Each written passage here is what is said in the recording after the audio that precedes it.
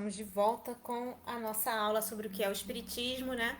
Usando o livro O que é o Espiritismo, de Allan Kardec. E a gente ontem estava falando sobre a escrita automática, como é que a gente consegue obter a escrita, né? A tal da psicografia.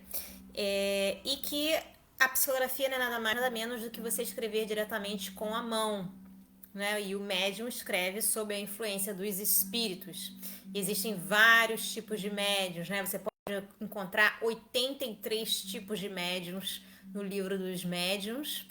E o médium não tem mais que a faculdade de se poder comunicar. Mas a comunicação efetiva depende da vontade dos espíritos.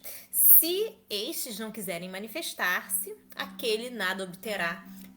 Será um instrumento, como se fosse um instrumento sem um músico que o toque, né? Tem um violão ali, mas não tem um músico. Se o espírito não apresentar, não vai ter comunicação.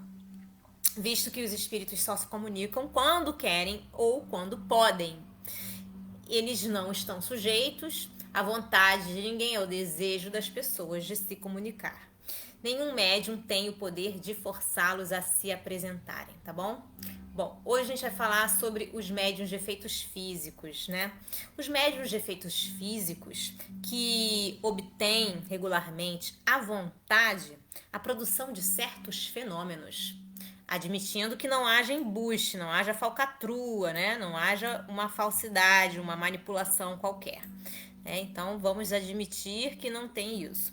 Esses médiuns estão em relação com os espíritos de baixa esfera, que significa espíritos inferiores, tá? Que se comprazem nessa espécie de exibições. Tá? Isso é uma coisa de espíritos exibidos e que talvez foram prestidigitadores quando na Terra. Seria, porém, absurdo pensar que espíritos, mesmo de pouca elevação, se divirtam a executar farsas teatrais, ok? Então é muito difícil a pessoa, um médium, ter a vontade e regularmente produção de qualquer fenômeno que seja. Bom, por que é necessário ficar no escuro para a produção de certos efeitos físicos? A obscuridade necessária à produção de certos efeitos físicos presta-se, sem dúvida, à suspeita. Quer dizer, a pessoa pode ficar encucada, né? Por que tem que ficar tudo escuro? É normal, mas nada prova contra a realidade deles, tá? Só porque você acha esquisito ter que ficar no escuro para poder ser obtido certo efeito físico, isso não significa que o efeito é falso, ok? Então, por que a gente precisa de escuridão para certos efeitos físicos?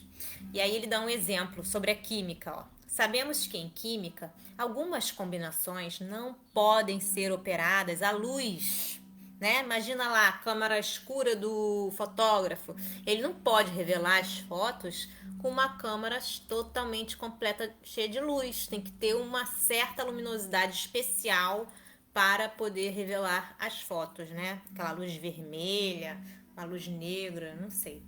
Bom, então, sabemos que em química que muitas composições e decomposições se produzem sob a ação do fluido luminoso, né?